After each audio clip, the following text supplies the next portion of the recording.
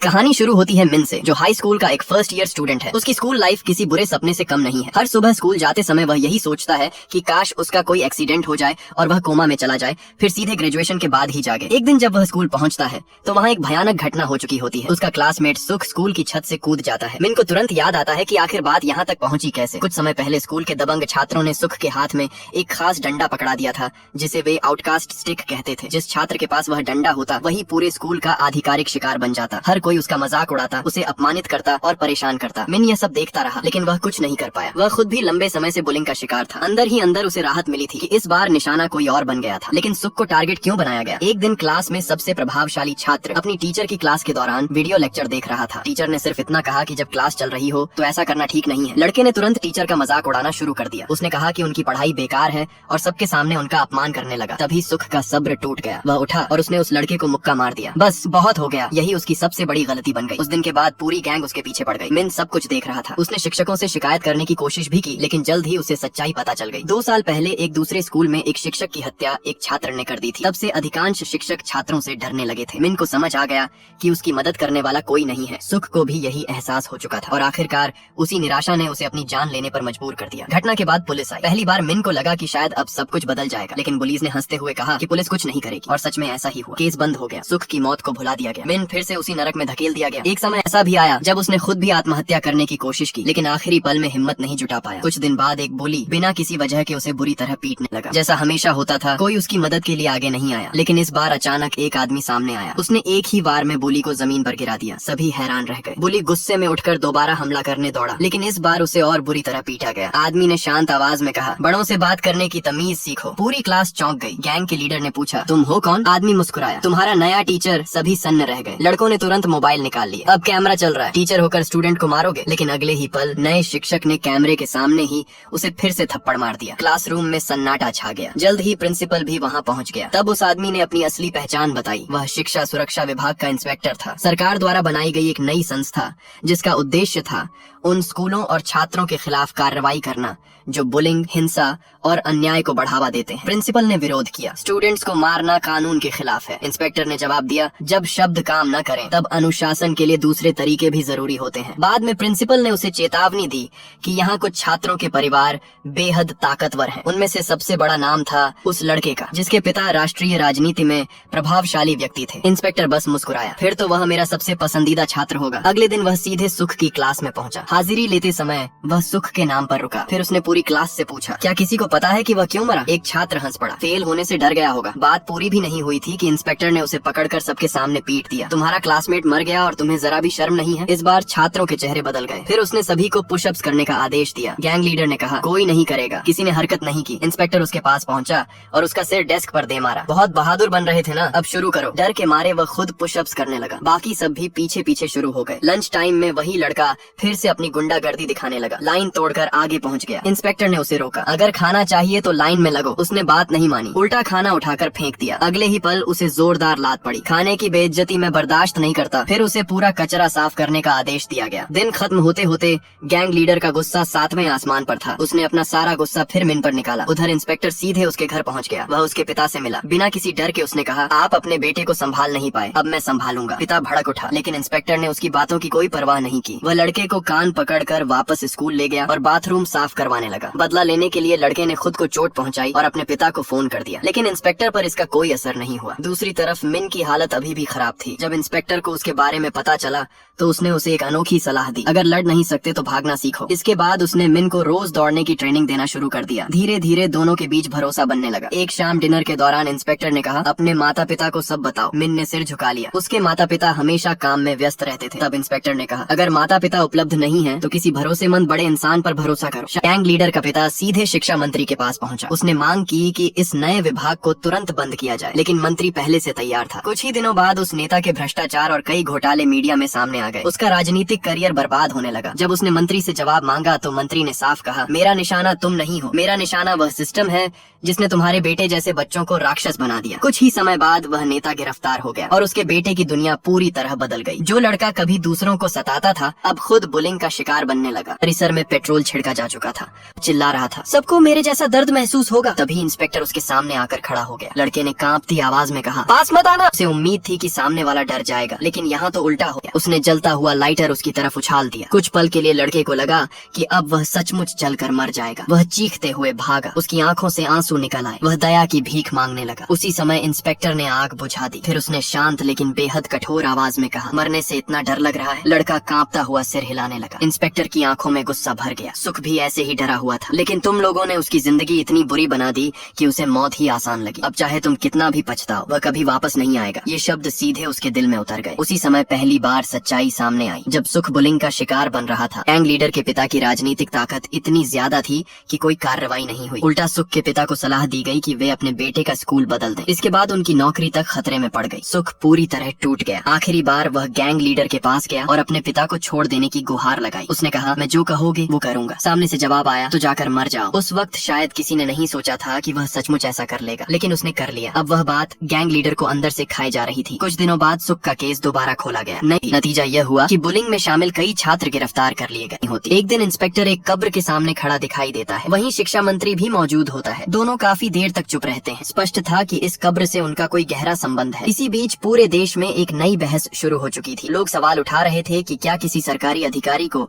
छात्रों पर हाथ उठाने का अधिकार होना चाहिए। पत्रकार लगातार मंत्री से सवाल पूछ रहे थे। मानवाधिकारों का क्या? मंत्री का धैर्य टूट गया। उसने कहा, मानवाधिकारों की बात तब क्यों नहीं होती जब छात्र बुलिंग से मर रहे होते हैं। जब शिक्षक डर के मारे कुछ बोल नहीं पाते, तब कोई सवाल क्यों नहीं करता? अगर स्कूल सुरक्षित नहीं रहेंगे तो शिक्षा का क्या मतलब? मंत्री ने साफ कर दिया कि वह पीछे हटने वाला नहीं है। उसी समय उन्हें एक नए स्कूल की जानकारी मिली। यह एक तकनीकी स्कूल था जिसकी हालत किसी गैंग अड्डे जैसी थी। नए छात्र बोन को वहाँ अंडरकवर भेजा गया। जैसे ही वह स्कूल पहुँचा, एक लड़का उसे देखते ही हमला करने दौड़ पड़ा। घबराकर बोन ने उसे पैसे देने की कोशिश की। लड़का खुद हैरान रह गया। फिर उसे समझ आया कि नया छात्र बुरी तरह डरा हुआ है। उसने चेतावनी दी, ये स्कूल बाकी स्कूलों जैसा नहीं है। बोन ने जब क्लासरूम देखा तो उसकी हालत और खराब हो गई। अधिकतर छात्र अपराधियों जैसे लग रहे थे। कोई पढ़ाई में रुचि नहीं रखता था। कुछ देर बाद शिक्षक भी उम्मीद छोड़कर क्लास से बाहर निकल गया। उसके जाते ही छात्रों ने हथियार निकाल ली। कुछ दूसरे विभाग के छात्रों से लड़ने निकल पड़े। कुछ टैटू बनवाने चले गए। पूरा स्कूल अराजकता से भरा था। बोन को कुछ समझ नहीं आ रहा था। तभी उसकी मुलाकात जो नाम के एक शांत लड़के से हुई, जो ने उसे समझाया कि यहाँ दो बड़े छात्र समूह हैं। दोनों एक खास व्यक्ति का ध्यान पाने के लिए लड़ते रहते हैं। उसका नाम था ह्योक। वह शायद ही कभी स्कूल आता था, लेकिन पूरे स्कूल पर उसी का प्रभाव था। बाहर वह एक गैंग से जुड़ा हुआ था। सोशल मीडिया पर उसके पास महंगी गाड़ियाँ,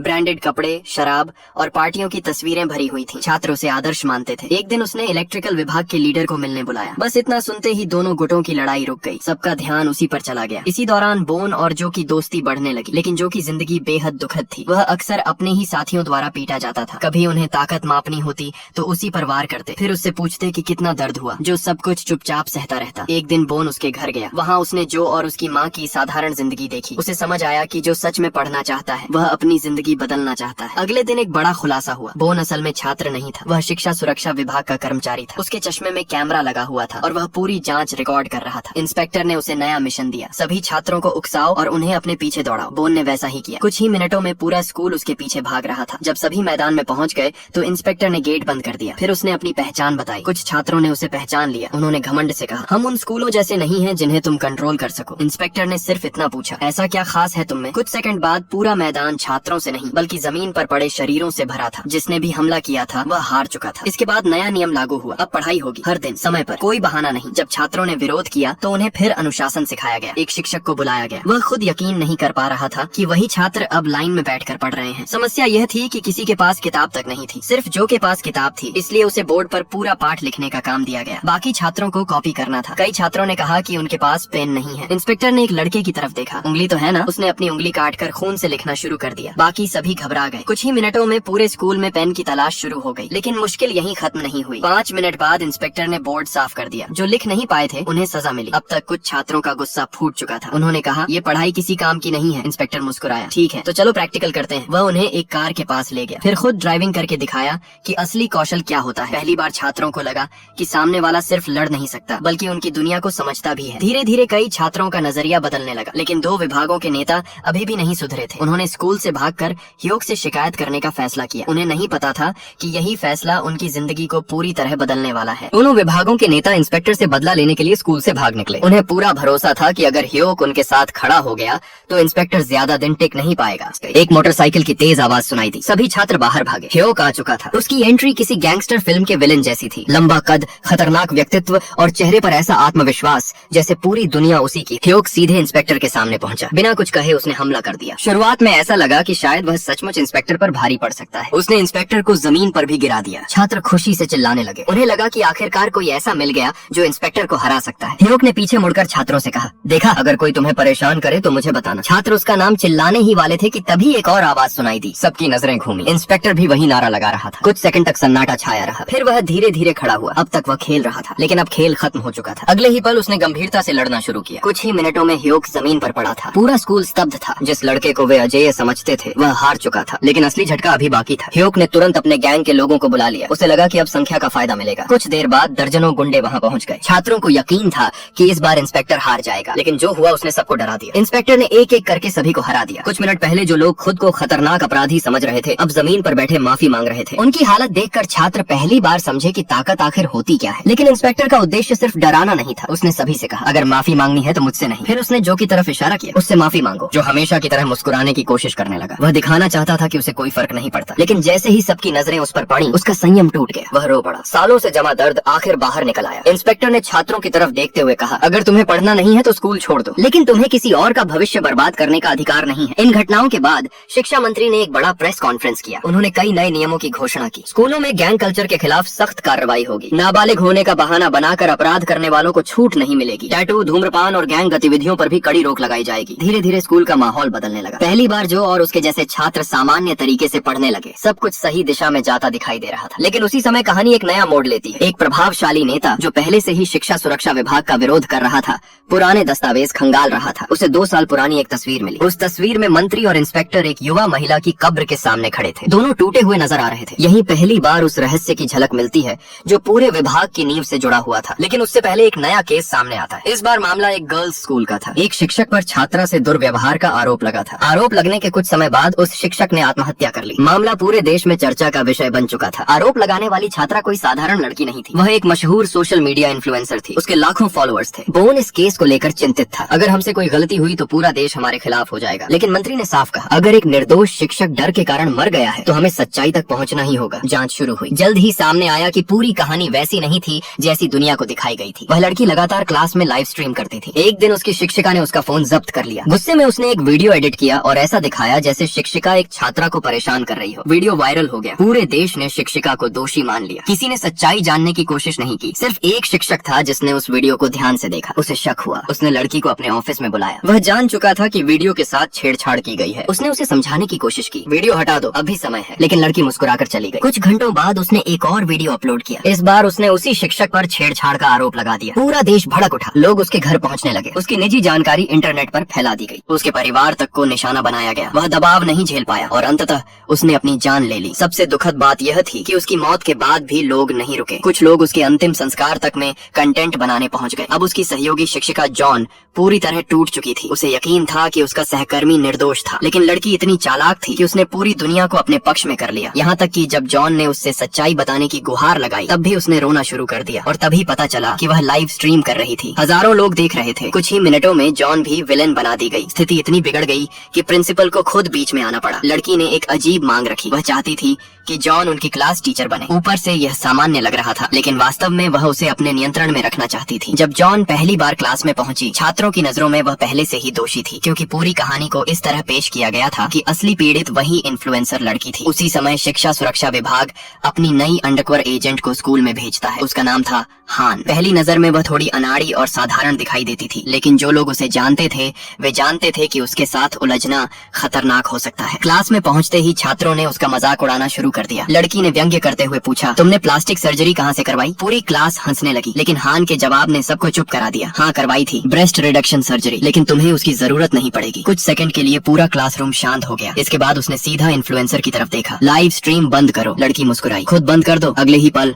हान ने फोन को लात मारकर जमीन पर गिरा दिया, फिर उसे उठाकर तोड़ दिया। अब उसकी आवाज पूरी तरह बदल चुकी थी। सभी अपने फोन जमा करो। पूरी क्लास समझ चुकी थी कि यह कोई साधारण महिला नहीं है, और इसी के साथ इस नए स्कूल में शिक्षा सुरक्षा विभाग की सबसे कठिन जांच शुरू हो गई थी। फोन तोड़ने के बाद हान ने एक विशेष डिवाइस निकाला और कुछ ही मिनटों में क्लास में छिपाए गए लगभग सभी मोबाइल फोन ढूंढ निकाले। हर इंस्पेक्टर ने शिक्षकों के साथ मीटिंग की। उसने कहा, अगर किसी छात्र ने आपको नुकसान पहुंचाया है या धमकाया है तो उसकी रिपोर्ट कीजिए। लेकिन प्रिंसिपल तुरंत बीच में बोल पड़ा, हमारे छात्र ऐसे नहीं है। इंस्पेक्टर ने उसकी बात सुनी, मगर उसके चेहरे से साफ था कि वह इस झूठ पर यकीन नहीं कर रहा। अगले कुछ दिनों तक हान ने छात्राओं को सख्त अनुशासन में रखा। सुबह एक्सरसाइज, समय पर क्लास, साफ सफाई और नियमों का पालन। लड़कियों को लगा था कि वह ज्यादा दिन नहीं टिकेगी, लेकिन हर दिन उनके लिए और मुश्किल होता जा रहा था। एक शाम हान, बोन और इंस्पेक्टर एक साथ बैठे केस पर चर्चा कर रहे थे। तभी पता चला कि हान भी पहले सेना में रह चुकी थी और इंस्पेक्टर की पुरानी साथी थी। बोन यह सुनकर काफी प्रभावित हुआ, लेकिन कुछ देर बाद उसे लगा कि शायद यह महिला थोड़ी खतरनाक भी है। खुद इंस्पेक्टर ने मजाक में कहा, छात्रों के साथ सब कुछ कर सकती हो, बस उन्हें मारना मत। बोन को यह मजाक बिल्कुल भी मजेदार नहीं लगा। कुछ दिन बाद हान ने बोन को स्कूल की सबसे खतरनाक जगह दिखाई, कैंटीन। लंच ब्रेक शुरू होते ही छात्राएं तूफान की तरह अंदर घुसती थीं, जो चाहिए उठा लेती, पैसे दिए बिना निकल जाती। कर्मचारी कुछ नहीं कहते क्योंकि सभी उनसे डरते थे। स्कूल खत्म होने के बाद हान ने कई छात्राओं को कचरा छोड़कर जाते हुए पकड़ा। जब उसने उन्हें रोका तो उन्होंने लापरवाही से जवाब दिया, टीचर साफ कर देंगी। यही रवैया वर्षों से चला आ रहा था, लेकिन इस बार सामने हान थी। उसने तुरंत उनमें से एक को पकड़ लिया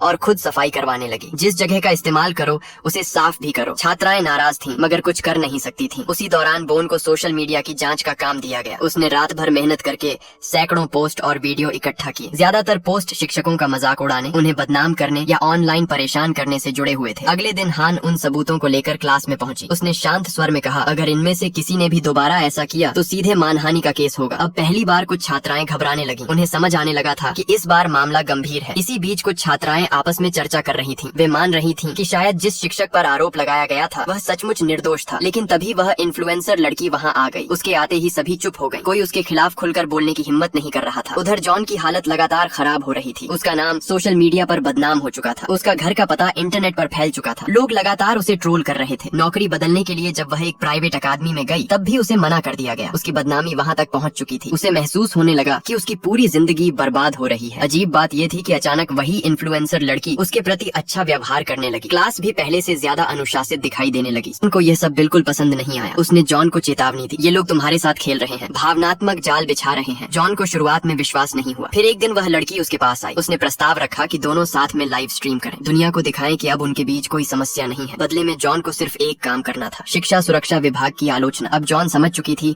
कि असली मकसद क्या है। लड़की चाहती थी कि विभाग की साख खराब हो जाए। जॉन उलझन में थी। तभी इंस्पेक्टर उससे मिलने आया। उसने पहली बार अपनी निजी जिंदगी के बारे में बताया। उसने अपनी मंगेतर की कहानी सुनाई, कैसे 2 साल पहले एक छात्र ने उसकी हत्या कर दी थी, कैसे वह अंतिम समय तक उसे बचा नहीं पाया और कैसे वह आज भी उस दर्द को भूल नहीं पाया है। जॉन चुपचाप सुनती रही। फिर इंस्पेक्टर ने उसे कुछ संदेश दिखाए। ये संदेश छात्रों द्वारा गुप्त रूप से भेजे गए थे। वे मदद मांग रहे थे। कई छात्राएं डर में जी रही थीं। कई शिक्षकों पर झूठे आरोप लगाए जा चुके थे। कई लोग सिर्फ इसलिए चुप थे क्योंकि उन्हें कोई सहारा नहीं मिल रहा था। जॉन की आंखें भर आई। उसे समझ आया कि यह विभाग किसी निजी बदले के लिए नहीं बना। यह उन लोगों की मदद के लिए बना है जिनकी आवाज कोई नहीं सुनता। अगले दिन उसने फैसला कर लिया। जब इन्फ्लुएंसर लड़की फिर उसके पास आई तो उसने साफ इनकार कर दिया। फिर उसने क्लास में एक सवाल पूछा। लड़की ने जवाब देने से मना कर दिया। जॉन उसके पास गई और उसके हाथ पर हल्का सा स्केल मारा। पूरी क्लास हैरान रह गई। फिर उसने कहा, मैं अब कमजोर नहीं रहूंगी, मैं तुम्हें सही रास्ता दिखाने की कोशिश करूंगी। ये बात सीधे लड़की के अहंकार पर लगी। उसने तुरंत बदला लेने की योजना बनाई, लेकिन इस बार किस्मत उसके साथ नहीं थी। जैसे ही वह नया पोस्ट अपलोड करने वाली थी, उसके अकाउंट से सामग्री गायब होने लगी। वीडियो, फोटो, पोस्ट सब मिटने लगे। फिर अचानक एक नया वीडियो अपलोड हुआ। इस बार पूरा वीडियो था, बिना एडिटिंग, बिना कट के, और उसमें साफ दिखाई दे रहा था कि कैसे उसने झूठा आरोप लगाने के लिए सब कुछ खुद प्लान किया। कुछ समय बाद जॉन के घर की घंटी बजी। दरवाजा खोलते ही सामने वही लड़की खड़ी थी। उसकी आंखों में गुस्सा, डर और निराशा सब कुछ एक साथ दिखाई दे रहा था। जैसे ही वह अंदर आई उसने चिल्लाना शुरू कर दिया, तुम सब ढोंगी हो। अगर दुनिया मुझे मरते देखना चाहती है तो ठीक है, लेकिन मैं अकेले नहीं मरूंगी। इतना कहकर उसने हमला कर दिया। दोनों के बीच संघर्ष शुरू हो गया। धक्का मुक्की के दौरान वह खुद बालकनी की तरफ फिसल गई। जॉन ने बिना सोचे उसे पकड़ने की कोशिश की, लेकिन ऐसा करते हुए खुद संतुलन खो बैठी। वह नीचे गिरने लगी। सब कुछ सेकंड में हुआ और तभी एक साया बिजली की तरह आगे बढ़ा। वह इंस्पेक्टर था। उसने छलांग लगाकर जॉन को पकड़ लिया और खुद पूरी चोट अपने ऊपर ले ली। दूसरी तरफ लड़की ने ऊपर देखा। उसके सामने हान खड़ी थी। वह भाग नहीं सकती थी, छिप नहीं सकती थी। पहली बार उसे अपने किए हुए कामों का सामना करना पड़ा। हान ने उसकी आंखों में देखते हुए कहा, मरना आसान है, मुश्किल है जिंदा रहना और अपने किए का बोझ उठाना। तुम्हें वही करना होगा। नीचे इंस्पेक्टर उठ खड़ा हुआ। इतनी ऊंचाई से गिरने के बाद भी वह लगभग सामान्य दिखाई दे रहा था। जॉन हैरान थी। बोन भी यकीन नहीं कर पा रहा था। लेकिन मामला अभी खत्म नहीं हुआ था। कुछ दिनों बाद शिक्षा मंत्री ने प्रेस कॉन्फ्रेंस की। उन्होंने विभाग की उपलब्धियों की जानकारी दी, लेकिन इसी दौरान उनके विरोधी नेता ने पलटवार कर दिया। उसने सार्वजनिक रूप से खुलासा कर दिया कि 2 साल पहले मारी गई शिक्षिका मंत्री की बेटी थी और इंस्पेक्टर उसकी मंगेतर था। देश भर में बहस छिड़ गई। लोग सवाल पूछने लगे, क्या यह पूरा विभाग निजी बदले के लिए बनाया गया गया था। क्या यह न्याय था या प्रतिशोध? समाचार चैनलों पर लगातार चर्चा होने लगी। हान ने भी यह खबर देखी। वह सीधे इंस्पेक्टर के पास गई। क्या यह सच है? कुछ सेकंड की चुप्पी के बाद उसने जवाब दिया, हाँ। इसके बाद दोनों के बीच अजीब दूरी पैदा हो गई। उसी समय एक नया केस उनके सामने आ चुका था। एक प्रतिष्ठित इंटरनेशनल स्कूल में एक छात्र ने अपने शिक्षक पर हमला कर दिया था, और वह शिक्षक कोई साधारण व्यक्ति नहीं था, पूरे स्कूल का सबसे सम्मानित शिक्षक, एक ऐसा आदमी जिसे हर कोई आदर्श मानता था। लेकिन सवाल वही था, अगर वह इतना अच्छा इंसान था तो फिर सबसे होनहार छात्र ने उस पर हमला क्यों किया? यहीं से एक और खतरनाक रहस्य की शुरुआत होती है। नए केस का केंद्र था एक प्रतिष्ठित इंटरनेशनल स्कूल, जहां पढ़ने वाले ज्यादातर छात्र देश के सबसे बेहतरीन विश्वविद्यालयों में जाने का सपना देखते थे। लेकिन इस बार पूरे स्कूल में चर्चा पढ़ाई की नहीं बल्कि एक हमले की थी। एक टॉप रैंकिंग छात्र ने अपने शिक्षक पर हाथ उठा दिया था। जब टीम स्कूल पहुंची तो हान ने आरोपी छात्र से पूछताछ शुरू की। लड़का शांत बैठा रहा। उसके चेहरे पर न गुस्सा था, न पछतावा और न ही कोई डर। उसका नाम ह्योन था, स्कूल का नंबर 1 छात्र। यह बात सुनकर हान और भी हैरान रह गई। इतने अच्छे नंबर, इतना उज्जवल भविष्य, फिर तुमने ऐसा क्यों किया? लेकिन वह कुछ नहीं बोला। उधर इंस्पेक्टर उस शिक्षक से मिलने गया जिस पर हमला हुआ था। पूरे स्कूल में उसकी बड़ी इज्जत थी। वह छात्रों की मदद करता था, अतिरिक्त क्लास लेता था और हमेशा उनके भविष्य की चिंता करता दिखाई देता था। पहली नजर में वह बिल्कुल आदर्श शिक्षक लगता था। उसने बताया कि छात्र पहले उसकी विशेष स्टडी ग्रुप में शामिल था, लेकिन कुछ समय बाद उसने क्लास छोड़नी शुरू कर दी। जब उसने कारण जानने की कोशिश की तो उसे लगा कि शायद छात्र पढ़ाई में रुचि खो रहा है, इसलिए वह उसके घर तक पहुंच गया। उसका कहना था कि वह सिर्फ मदद करना चाहता था, लेकिन कहानी का दूसरा पक्ष बिल्कुल अलग था। जब हान ने छात्र की बात सुनी तो मामला संदिग्ध लगने लगा। उसके अनुसार शिक्षक के घर आने के कुछ समय बाद ही उसके परिवार की आर्थिक स्थिति बिगड़ने लगी। उसके माता पिता का छोटा सा रेस्टोरेंट अचानक सरकारी शिकायतों में फंस गया। फिर उसका निजी ट्यूटर भी उसे पढ़ाने से मना कर गया। एक के बाद एक कई अजीब घटनाएं हुई और हर बार कहीं न कहीं उस शिक्षक का नाम सामने आता था। लड़के को यकीन था कि यह सब कोई संयोग नहीं था। उसे लगता था कि शिक्षक जानबूझकर उसकी जिंदगी बर्बाद कर रहा है। पहली बार हान को भी शक हुआ। वह सीधे इंस्पेक्टर के पास पहुंची, लेकिन उसकी हैरानी तब और बढ़ गई जब उसने इंस्पेक्टर को उस शिक्षक की तारीफ करते देखा। उसे लगा शायद सच में लोग सही कहते हैं, शायद यह विभाग निष्पक्ष नहीं है, शायद वे छात्रों के खिलाफ पहले से फैसला करके चलते हैं। गुस्से में उसने इंस्पेक्टर से बहस भी कर ली, लेकिन इंस्पेक्टर ने कोई सफाई नहीं दी। वह बस शांत होकर वहाँ से चला गया। इसी बीच बोन ने जांच जारी रखी। स्कूल की रैंकिंग लिस्ट देखते समय उसे एक अजीब पैटर्न दिखाई दिया। टॉप 10 में शामिल लगभग सभी छात्र एक ही अकादमी में पढ़ते थे। यह बात सामान्य नहीं थी। उसने अंडरकवर जांच शुरू की। एक छात्र का भेष बनाकर वह उस अकादमी पहुंचा, लेकिन अंदर घुसना आसान नहीं था। तभी उसकी मुलाकात पुराने दोस्त जो से हुई, जिसने उसकी मदद कर दी। जांच के दौरान धीरे धीरे कई राज सामने आने लगे। उधर हान के मन में भी उथल पुथल चल रही थी। उसे अपना अतीत याद आने लगा। वह भी कभी बुलिंग का शिकार रही थी। उस वक्त उसकी मदद करने वाला कोई नहीं था, सिर्फ एक इंसान उसके साथ खड़ा हुआ था, इंस्पेक्टर। उसी ने उसे सिखाया था कि मदद मांगना कमजोरी नहीं होती। उसी की वजह से उसकी जिंदगी बदली थी। यही कारण था कि अब उसे खुद पर शर्म आ रही थी। क्या वह सचमुच उस इंसान पर शक कर रही थी जिसने हमेशा सही काम किया था? अगले दिन उसे जवाब मिल गया। सच्चाई उसकी सोच से बिल्कुल अलग निकली। असल में शिक्षक एक बेहद चालाक अपराधी था। उसका खेल वर्षों से चल रहा था। उसने कई छात्रों का भविष्य बर्बाद किया था। उसकी असली कमाई पढ़ाने से नहीं बल्कि परीक्षा पेपर लीक करने और रैंकिंग में हेर फेर करने से होती थी। हान को पता चला कि एक प्रतिभाशाली छात्रा जिसे छात्रवृत्ति मिलनी चाहिए थी, उसकी वजह से अपना भविष्य खो बैठी। उसके परिवार का कारोबार बर्बाद कर दिया गया। वह पढ़ाई जारी नहीं रख सकी और उसकी जगह किसी अमीर परिवार की बेटी को फायदा मिला। अब सब कुछ समझ आने लगा। जिस छात्र ने हमला किया था वह पूरी तरह गलत नहीं था, लेकिन उसके पास सबूत नहीं थे। यहीं से टीम ने अपना जाल बिछाना शुरू किया। उन्होंने एक अमीर महिला और उस शिक्षक के बीच हुई बातचीत रिकॉर्ड कर ली। बातचीत में साफ साबित हो गया कि शिक्षक पैसे लेकर छात्रों की रैंकिंग और परीक्षा परिणाम प्रभावित कर रहा था, लेकिन उसे रंगे हाथ पकड़ना आसान नहीं था। इसी बीच हालात और खराब हो गए। अचानक विभाग के खिलाफ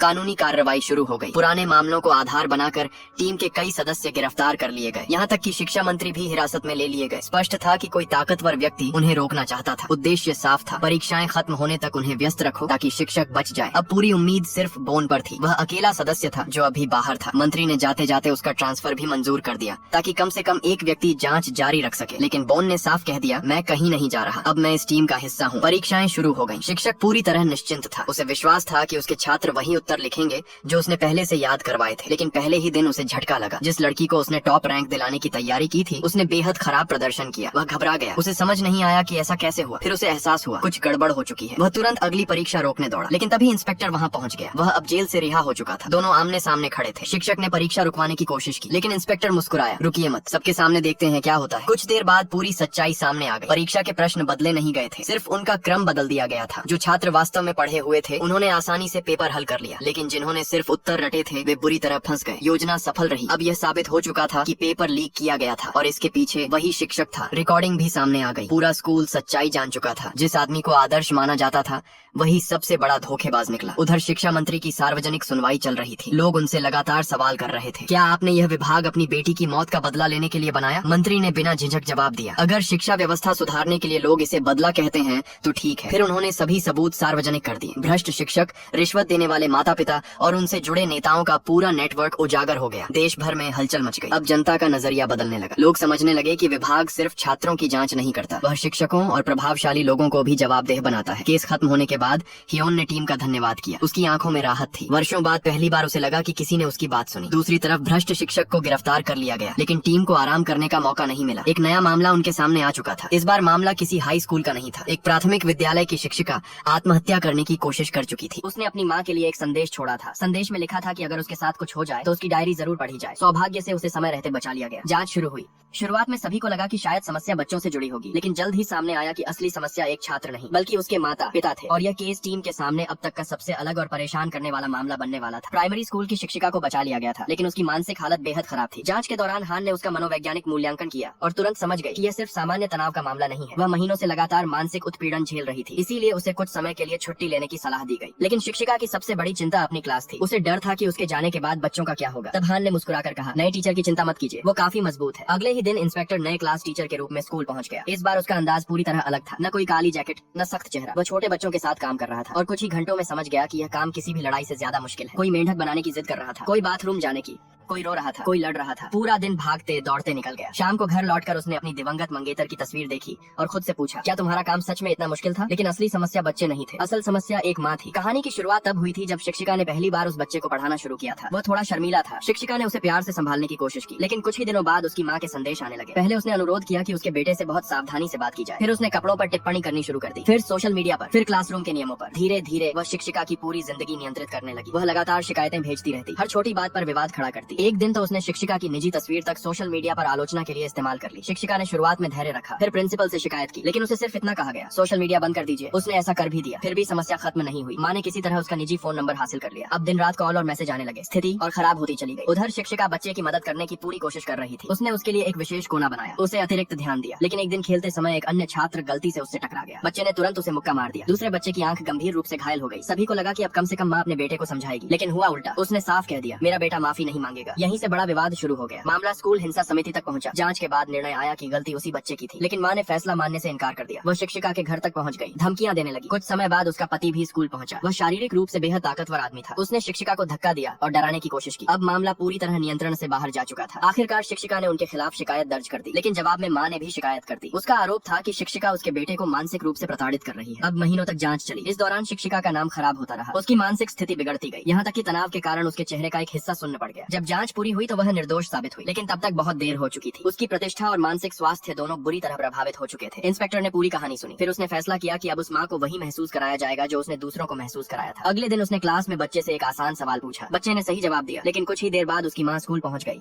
वह चिल्लाने लगी कि उसके बेटे को सार्वजनिक रूप से शर्मिंदा किया गया है। इंस्पेक्टर ने विनम्रता से बात की, इतनी विनम्रता से कि वह और ज्यादा परेशान हो गई। अब हर दिन कुछ नया होने लगा। कभी वह 4 बार फोन करके बिल्कुल बेकार सवाल पूछता, कभी छोटी छोटी बातों के लिए उसे स्कूल बुला लेता। धीरे धीरे वही दबाव उस माँ पर आने लगा, जिस दबाव में उसने शिक्षिका को धकेला था। एक दिन उसने धमकी दी, मेरे पति बहुत गुस्से में है। इंस्पेक्टर तुरंत उसके पति के ऑफिस पहुंच गया। वहाँ सबके सामने बार बार माफी मांगने लगा, इतनी जोर जोर से कि पूरा ऑफिस देखने लगा। पति शर्म से पानी पानी हो गया। वह लगभग हाथ उठाने वाला था, लेकिन इससे पहले इंस्पेक्टर ने ही उसे थप्पड़ मार दिया। फिर कहा, आप गुस्से में हैं तो हम क्या करें, हर बार यही सुनना पड़ता है। उस दिन पहली बार पति भी अपनी पत्नी से नाराज हो गया, लेकिन महिला अभी भी नहीं रुकी। उसने दूसरे अभिभावकों को भड़काने की कोशिश की। उसे लगा कि सभी उसके साथ खड़े हो जाएंगे, लेकिन जब वह मीटिंग में पहुंची तो वहाँ इंस्पेक्टर पहले से मौजूद था। उसने पूरी कहानी सबको बता दी थी। साथ ही उस महिला के खिलाफ कानूनी शिकायत भी दर्ज करा दी थी, जिसमें बच्चे को सार्वजनिक रूप से अपमानित करना, धमकी देना और मानसिक उत्पीड़न शामिल था। अब महिला के पास वही जवाब था जो कभी शिक्षिका ने उसे दिया था, अगर मैं निर्दोष निकली तो। इंस्पेक्टर मुस्कुराया, तो मैं माफी मांग लूंगा, कानून यही कहता है ना। धीरे धीरे सच्चाई सबके सामने आने लगी। लोगों को पता चला कि इसी महिला ने एक शिक्षिका की जिंदगी लगभग बर्बाद कर दी थी। उसकी छवि टूटने लगी। गुस्से में वह फिर शिक्षिका के पीछे गई। एक दिन उसने देखा कि शिक्षिका दौड़ते हुए स्कूल की तरफ जा रही है। वह उसके पीछे भागी, लेकिन रास्ते में इंस्पेक्टर सामने आ गया। इस बार उसने उसे पूरी सच्चाई दिखाई। असल में उसका बेटा अपनी शिक्षिका से नफरत नहीं करता था, बल्कि वह उसका सम्मान करता था। वह खुद शिक्षिका को बुलाकर लाया था। कुछ ही देर बाद बच्चा वहाँ पहुँचा। उसकी आंखों में आंसू थे। उसने शिक्षिका से माफी मांगी। उसने कहा कि उसे अपनी माँ के व्यवहार के लिए शर्मिंदगी महसूस होती है। ये सुनकर महिला पूरी तरह टूट गई। फिर इंस्पेक्टर ने उससे कहा, अगर तुम अपने बेटे को ऐसा इंसान बनाना चाहती हो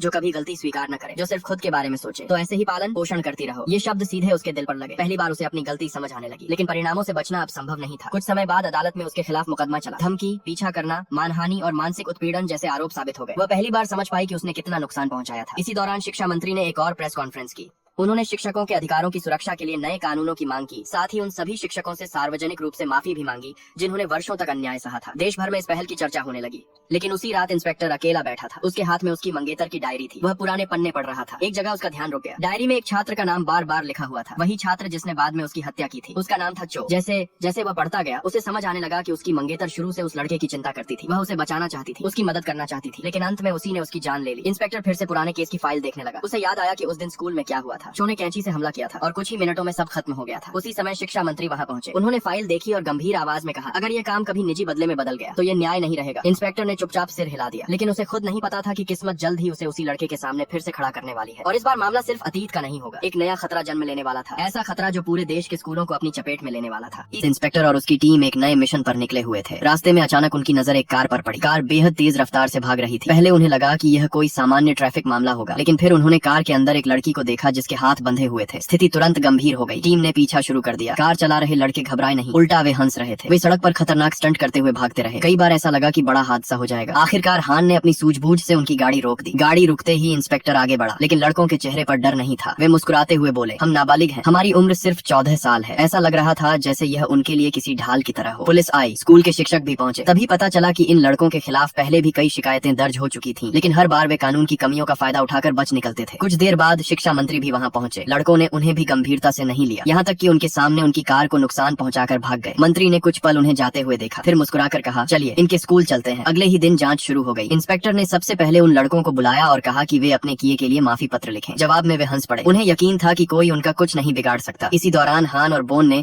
उनके सहपाठियों से बात करने की कोशिश की, लेकिन कोई कुछ बोलने को तैयार नहीं था। सभी डरे हुए थे। फिर टीम का ध्यान उस लड़की पर गया जिसे कार में बांध कर रखा गया था। वह स्कूल रिकॉर्ड के अनुसार उस दिन उपस्थित थी, लेकिन कहीं दिखाई नहीं दे रही थी। यह बहुत बड़ा संकेत था। बोन ने सोशल मीडिया और छात्रों की गतिविधियों की जांच शुरू की। जल्द ही उसे कुछ तस्वीरें मिली जिनमें कुछ छात्र एक पुराने स्टोरेज लॉकर के आसपास दिखाई दे रहे थे। टीम तुरंत वहां पहुंची और उनकी आशंका सच निकली। लड़की उसी लॉकर के अंदर बंद थी। उसे तुरंत बाहर निकाला गया और अस्पताल पहुंचाया गया। वह बेहद कमजोर हालत में थी। कुछ समय बाद उसने पूरी सच्चाई बताई। कुछ महीने पहले वह अपना वजन कम करना चाहती थी। एक लड़के ने उसे कुछ गोलियां दी। उसने कहा था कि ये मशहूर आइडल्स भी इस्तेमाल करते हैं। शुरुआत में असर अच्छा लगा, फिर वह लगातार उन्हें लेने लगी। धीरे धीरे कीमत बढ़ती गई और फिर वह उन गोलियों की आदी हो गई। जब पैसे खत्म हो गए तो लड़कों ने नया प्रस्ताव रखा, अगर वह उनके लिए काम करे तो उसे गोलियां मिलती रहेंगी। यहीं से उसका शोषण शुरू हुआ। उसे दूसरे छात्रों को भी वही गोलियां बेचने पर मजबूर किया गया। जब उसने मना किया तो उसे पीटा गया, डराया गया और आखिरकार उस लॉकर में बंद कर दिया गया। उसने एक बार पुलिस को सब कुछ बताया भी था। लड़कों को गिरफ्तार किया गया, लेकिन अगले ही दिन वे वापस आ गए। फिर उन्होंने हंसते हुए कहा, हम 14 साल के हैं, हमारा कोई कुछ नहीं कर सकता। यही उनकी सबसे बड़ी ताकत थी और यही सबसे बड़ा खतरा भी। जब इंस्पेक्टर ने लड़कों से जवाब मांगा तो उन्होंने फिर वही रवैया दिखाया। उन्हें कोई पछतावा नहीं था, उल्टा वे गर्व महसूस कर रहे थे। तब इंस्पेक्टर ने एक अनोखा फैसला लिया। स्कूल खत्म होने के बाद उसने सभी लड़कों को एक वैन में बैठाया। कुछ देर बाद वे एक जेल के सामने खड़े थे। लड़कों को लगा कि यह मजाक है, लेकिन ऐसा नहीं था। शिक्षा मंत्री ने विशेष अनुमति दिलाई थी। कुछ समय के लिए उन्हें जेल के माहौल का अनुभव कराया जाने वाला था। अंदर जाते ही उनका आत्मविश्वास टूटने लगा। यह दुनिया उनकी कल्पना से बिल्कुल अलग थी। न यहाँ कोई डरता था, न कोई उनके नाबालिग होने से प्रभावित था। पहले दिन ही उन्हें बुरी तरह अपमानित महसूस हुआ। जब उन्होंने भागने की कोशिश की तो हान ने साफ कह दिया, अगर मुझे हरा दिया तो जाने दूंगी। कुछ सेकंड बाद वे सभी जमीन पर पड़े थे। इसके बाद उनकी ट्रेनिंग शुरू हुई। सुबह अनुशासन, दिन में पढ़ाई और बाकी समय जेल के नियम। बोन को उनकी पढ़ाई की जिम्मेदारी दी गई। हान अनुशासन संभाल रही थी। फिर भी लड़के पूरी तरह नहीं बदले। एक दिन कैंटीन में वे फिर घमंड दिखाने लगे। तब इंस्पेक्टर ने उन्हें लाइन के सबसे पीछे भेज दिया। जेल के कैदी पहले खाना खाते थे, जो बचता था वही उन्हें मिलता। धीरे धीरे उन्हें एहसास होने लगा कि दुनिया हमेशा उनके हिसाब से नहीं चलती। कुछ समय बाद उन्हें बर्तन धोने का काम दिया गया। वहीं उनकी मुलाकात एक कैदी से हुई। शुरुआत में वह शांत और सामान्य लगा, लेकिन बाद में इंस्पेक्टर ने उसकी असली पहचान बताई। वह एक समय बुलिंग का शिकार छात्र था। सालों तक अत्याचार सहने के बाद उसने उन सभी लोगों की हत्या कर दी थी जिन्होंने उसकी जिंदगी बर्बाद की थी। अब वह उम्र कैद काट रहा था। लड़के यह कहानी सुनकर डर गए, क्योंकि उन्होंने भी अपनी जिंदगी में कई लोगों को परेशान किया था। अब पहली बार उन्हें अपने भविष्य की झलक दिखाई दी। उनमें से एक लड़के ने एक दिन उस कैदी को चुपके से एक चम्मच छिपाते हुए देख लिया। बस फिर क्या था, उसे यकीन हो गया कि कैदी उसकी हत्या करने वाला है। जब जेल स्टाफ ने बाद में बताया कि एक चम्मच गायब है तो उसका डर और बढ़ गया। बेचारा इतना घबरा गया कि रोने लगा। बाद में पता चला कि कैदी ने जानबूझकर उन्हें डराया था। असल में वह किसी को नुकसान नहीं पहुंचाना चाहता था। वह सिर्फ चाहता था कि ये बच्चे समझें कि गलत रास्ते का अंत कैसा होता है। उधर जेल के बाहर एक नया विवाद शुरू हो चुका था। लड़कों के माता पिता शिक्षा सुरक्षा विभाग के खिलाफ प्रदर्शन करने लगे। उनका दावा था कि बच्चों के साथ अमानवीय व्यवहार किया जा रहा है। शिक्षा मंत्री ने उन्हें अगले दिन स्कूल आने का निमंत्रण दिया। जब वे पहुंचे तो सबसे पहले उन्हें अपने बच्चों की हालत दिखाई गई। फिर उनके सामने वे गोलियां रखी गईं जो बच्चे बेच रहे थे। कुछ माता पिता ने कहा कि ये तो सिर्फ डाइट सप्लीमेंट है। तभी इंस्पेक्टर ने उनमें से एक को गोली निगलने के लिए कहा। वह तुरंत पीछे हट गया। अब मामला गंभीर लगने लगा। फिर असली ड्रग्स भी सामने रखे गए। दोनों की पैकेजिंग लगभग एक जैसी थी। मंत्री ने समझाया कि बच्चे पूरी तरह जानते थे कि वे क्या बेच रहे हैं। उन्होंने दूसरे नाबालिग बच्चों को नशे का आदी बनाया था। अब माता पिता के पास कोई जवाब नहीं था। वे रोने लगे, माफी मांगने लगे। लेकिन टीम ने कहा, हमसे नहीं, उस लड़की से माफी मांगिए जिसकी जिंदगी बर्बाद हुई। लड़की वहाँ आई। उसकी आंखों में अब डर नहीं था। जब उससे पूछा गया कि क्या वह उन्हें माफ करेगी तो उसने साफ इनकार कर दिया। यह सुनकर लड़कों का नेता भड़क गया। वह फिर उस पर हमला करने दौड़ा। मैं नाबालिग हूँ, कोई मेरा कुछ नहीं बिगाड़ सकता। लेकिन इस बार हान तैयार थी। एक ही वार में उसने उसे जमीन पर गिरा दिया। अब शिक्षा मंत्री को भी समझ आ गया कि लड़कों में अभी कोई बदलाव नहीं आया है। उन्हें वापस जेल भेज दिया गया। माता पिता रोते रहे, लेकिन पहली बार उन्हें समझ आया कि उनके बच्चों ने कितना नुकसान किया था। जेल लौटते समय लड़कों ने फिर उसी कैदी को देखा, लेकिन इस बार वे उसे अलग नजर से देख रहे थे। अब वह सिर्फ एक अपराधी नहीं था, वह एक चेतावनी था। एक ऐसा इंसान जो कभी उनकी ही तरह छात्र था और जिसकी जिंदगी गलत फैसलों की वजह से हमेशा के लिए बर्बाद हो गई। उन्हें नहीं पता था कि इसी जेल में जल्द ही एक और कैदी सामने आने वाला है। वही व्यक्ति जिसने 2 साल पहले इंस्पेक्टर की मंगेतर की हत्या की थी। और उसके लौटने से पूरी कहानी एक बार फिर अतीत की तरफ मुड़ने वाली थी। जेल में रह रहे उन किशोर अपराधियों की जिंदगी धीरे धीरे बदलने लगी थी। पहले जहाँ वे हर बात पर अपनी उम्र का बहाना बनाते थे, अब उन्हें समझ आने लगा था कि हर गलती का कोई न कोई परिणाम होता है। लेकिन उनकी कहानी यहीं खत्म नहीं हुई। एक दिन उनमें से एक लड़के के पास एक कैदी आया। वह सामान्य बातचीत करता हुआ दिखाई दे रहा था। उसने पूछा, तुम उस ड्रग गैंग के बॉस को जानते हो ना? लड़के ने अनजाने में सिर हिला दिया। उसने बताया कि वह आदमी कौन है, लेकिन उसने कभी किसी को उसका नाम नहीं बताया। कैदी मुस्कुराया, फिर धीरे से बोला, अच्छा है, हमारे बॉस को पसंद नहीं कि कोई ज्यादा कुछ जानता हो। अगले ही पल उसने चाकू निकाल लिया। हमला इतना अचानक था कि कोई प्रतिक्रिया भी नहीं दे पाया। लड़का चीख पड़ा। उसी समय इंस्पेक्टर वहाँ पहुंचा। वह उसे बचाने के लिए दौड़ा, लेकिन उससे पहले एक और कैदी बीच में आ गया। उसने वार अपने हाथ पर झेल लिया। कुछ सेकंड बाद जब सब शांत हुआ तब इंस्पेक्टर ने उस कैदी का चेहरा साफ देखा। वह जो था वही लड़का जिसने 2 साल पहले उसकी मंगेतर की हत्या की थी। उसे देखकर इंस्पेक्टर कुछ पल के लिए बिल्कुल शांत हो गया, मानो समय रुक गया हो। इतने सालों बाद वह पहली बार उसके सामने खड़ा था। उधर चो को अस्पताल ले जाया गया। इलाज के बाद उसने इंस्पेक्टर से मिलने की इच्छा जताई। जब दोनों आमने सामने आए तो चो घुटनों पर बैठ गया। उसने माफी मांगी। उसने कहा कि मृत शिक्षिका ही एकमात्र इंसान थी जिसने कभी उसके साथ अच्छा व्यवहार किया था। उसने दावा किया कि उसे अपने किए पर पछतावा है, लेकिन इंस्पेक्टर उसकी बातें सुन नहीं पाया। वह वहाँ से चला गया। उसके लिए यह सब सहना आसान नहीं था। कुछ समय बाद सच्चाई सामने आ गई। चो का पछतावा सिर्फ एक नाटक था। वह अब भी लोगों को इस्तेमाल कर रहा था। उसने इंस्पेक्टर की भावनाओं तक को अपने खेल का हिस्सा बना लिया था। उधर शिक्षा मंत्री ने इंस्पेक्टर को समझाया, तुम अब सिर्फ मंगेतर नहीं हो, तुम एक अधिकारी हो। तुम्हें अपने दर्द और अपने कर्तव्य में फर्क करना होगा। इंस्पेक्टर ने कुछ नहीं कहा, लेकिन वह जानता था कि मंत्री सही थे। इसी दौरान एक नया मामला उनके सामने आया। एक पिता अपने बेटे की तस्वीरें और दस्तावेज लेकर कार्यालय पहुंचा। वह बुरी तरह टूटा हुआ था। उसने बताया कि उसका बेटा गायब हो चुका है। शुरुआत में उसे लगा था कि उसका बेटा सिर्फ वीडियो गेम खेलता है, लेकिन धीरे धीरे उन्हें फोन आने लगे। लोग पैसे मांग रहे थे, कह रहे थे कि लड़के ने उनसे कर्ज लिया है। पहले रकम छोटी थी, फिर बढ़ती गई। आखिरकार कर्ज करोड़ों वॉन तक पहुंच गया। परिवार ने अपनी सारी बचत बेच दी। जो कुछ था सब खत्म हो गया। फिर भी कर्ज बढ़ता रहा। उन्होंने बेटे का स्मार्टफोन छीन लिया, उसे साधारण फोन दे दिया, लेकिन किसी ने उसे फिर से स्मार्टफोन दे दिया और वह दोबारा उसी जाल में फंस गया। स्थिति इतनी खराब हो गई कि कर्ज वसूलने वाले उसके पिता के ऑफिस पहुंच गए। उन्होंने उसे सहकर्मियों के सामने पीटा, बेइज्जत किया। उस दिन पिता पूरी तरह टूट गया। कुछ समय बाद उसका बेटा अचानक गायब हो गया, सिर्फ एक संदेश छोड़कर। वह अपने माता पिता का सामना नहीं कर पा रहा था, इसीलिए भाग गया। पुलिस ने कोई खास मदद नहीं की। अब उनकी आखिरी उम्मीद यही विभाग था। टीम ने तुरंत जांच शुरू कर दी। इस बार बोन को अंडरकवर छात्र बनाकर भेजा गया। जल्द ही उसे एक लोकप्रिय मोबाइल गेम के बारे में पता चला। स्कूल के कई छात्र उसे खेल रहे थे। अजीब बात यह थी कि नए खिलाड़ी लगातार बड़ी रकम जीत रहे थे। एक छात्र ने तो एक ही दिन में बड़ी रकम जीतकर अपने दोस्तों को पार्टी दे दी। जब बोन ने पूछा कि क्या यह जुआ है तो सभी हंस पड़े। नहीं, ये तो सिर्फ गेम है। लेकिन टीम पहले ही समझ चुकी थी कि मामला गंभीर है। यही तरीका था, पहले खिलाड़ियों को जीतने दो, फिर धीरे धीरे उन्हें लालची बना दो। बोन ने भी गेम डाउनलोड किया। रजिस्ट्रेशन पर उसे बड़ी बोनस राशि मिली। शुरुआत में वह लगातार जीतता रहा, फिर उसने दांव बढ़ाना शुरू कर दिया। कुछ देर बाद हार शुरू हुई और फिर वह जीत वापस पाने के लिए खेलता रहा पूरी रात। सुबह तक उसकी हालत किसी नशेड़ी जैसी हो चुकी थी। जब इंस्पेक्टर ने उसकी रिपोर्ट सुनी तो बस मुस्कुरा दिया। उसे पता था कि यही खेल का असली जाल है। इसी दौरान कुछ छात्रों ने बोन को कर्ज की पेशकश की। उसे सिर्फ अपनी माँ का फोन नंबर देना था। बोन ने जाल में फंसने का नाटक किया। उसे बड़ी रकम उधार दी गई, लेकिन पूरी रकम नहीं मिली। काफी हिस्सा पहले ही काट लिया गया। फिर उसे बताया गया कि हर दिन भारी ब्याज लगेगा। सकेगा। हिसाब सुनकर बोन के होश उड़ गए। वह अभिनय कर रहा था लेकिन आंकड़े सच में डरावने थे। कुछ समय बाद कर्ज वसूलने वालों ने उस नंबर पर फोन किया जो उसने दिया था। फोन हान ने उठाया। वह उसकी माँ बनकर बात कर रही थी। जानबूझकर उसने ऐसा व्यवहार किया जैसे उसे अपने बेटे की कोई परवाह न हो। योजना सफल रही। छात्रों ने निष्कर्ष निकाला कि बोन अकेला है और ऐसे लोग उनके लिए सबसे आसान शिकार होते हैं। लेकिन स्थिति अचानक नियंत्रण से बाहर हो गई। एक दिन हान कुछ देर के लिए वहाँ से हट गई। उसी समय एक काली गाड़ी आई। बोन का अपहरण कर लिया गया। जब उसे होश आया तो वह कई अन्य किशोरों के साथ एक अज्ञात जगह पर था। सभी के फोन छीन लिए गए थे। सभी पर नजर रखी जा रही थी। उन्हें मजबूर किया जाता था कि वे चोरी करें, धोखाधड़ी करें और नए खिलाड़ियों को गेम में फंसाएं। बोन ने भाग लेने से इनकार कर दिया। उसने दूसरे बच्चों को भी रोकने की कोशिश की। नतीजा यह हुआ कि उसे गैंग के मुख्य अड्डे पर ले जाया गया। उसे सजा देने की तैयारी होने लगी। उधर पूरी टीम उसकी तलाश में लगी थी। हान खुद को दोष दे रही थी। उसे लग रहा था कि उसकी लापरवाही के कारण यह हुआ, लेकिन इंस्पेक्टर ने उसे शांत रहने को कहा। हम उसे ढूंढ लेंगे। इधर गैंग के अड्डे पर बोन को एक नया काम दिया गया। उसे कंप्यूटर के सामने बैठाकर हजारों लोगों को प्रचार संदेश भेजने के लिए कहा गया। वह किसी तरह टीम से संपर्क करने की कोशिश कर रहा था, लेकिन हर गतिविधि पर नजर रखी जा रही थी। जब उसने एक छोटी गलती की तो उसे पीटा गया। स्थिति लगातार खराब होती जा रही थी। फिर अचानक उसे एक मौका दिखाई दिया। गैंग का सर्वर खराब हो गया। उनका पूरा नेटवर्क रुकने लगा। बोन ने दावा किया कि वह इसे ठीक कर सकता है। पहले तो किसी ने विश्वास नहीं किया, लेकिन आखिरकार उसे मौका दिया गया। उसे सीधे गैंग के बॉस के सामने ले जाया गया। बॉस ने उसकी आंखों में देखते हुए कहा, अगर असफल हुए तो एक आंख निकाल दूंगा। अब बोन के पास पीछे हटने का कोई रास्ता नहीं था। उसे सर्वर ठीक करना ही था। कई घंटों की मेहनत के बाद वह सफल हो गया। अचानक उसका दर्जा बदल गया। अब वही लोग जो उसे पीट रहे थे उसके साथ सम्मान से पेश आने लगे। लेकिन असली काम अभी बाकी था। उसे किसी तरह अपनी टीम तक जानकारी पहुंचानी थी और वह ऐसा तरीका खोजने वाला था